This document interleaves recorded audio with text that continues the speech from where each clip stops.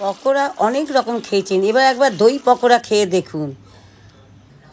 আমি এইখানে দই নিয়ে নিলাম কিছুটা, আর গোলমরিচ আধা ভাঙা, স্বাদ মতো নুন, অল্প একটু গুঁড়ো চিনি, ধনেপাতা কুচো, কাঁচা লঙ্কা কুচো দিয়ে আমি ভালো করে ফেটিয়ে নেব।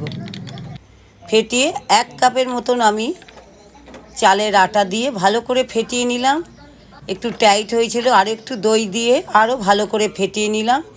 আমি কড়াইতে 75% তেল দিয়ে আমি গরম হয়ে গেল। এবার আমি তেলের মধ্যে দই পকোড়াগুলো ছেড়ে দিলাম। ছেড়ে আমি উল্টিয়ে পাল্টিয়ে ভেজে নেব। এই দই পকোড়া একবার খেয়ে দেখুন। আমি কিন্তু 2-3 বার করেছি, খেতে কিন্তু দারুণ হয়েছে। ওই জন্যে আপনাদের সঙ্গে শেয়ার করে দেখি যে আপনারা করে খেয়ে দেখুন। ভিডিওটা যদি আপনাদের ভালো লেগে থাকে চ্যানেলটিকে সাবস্ক্রাইব করে দেবেন।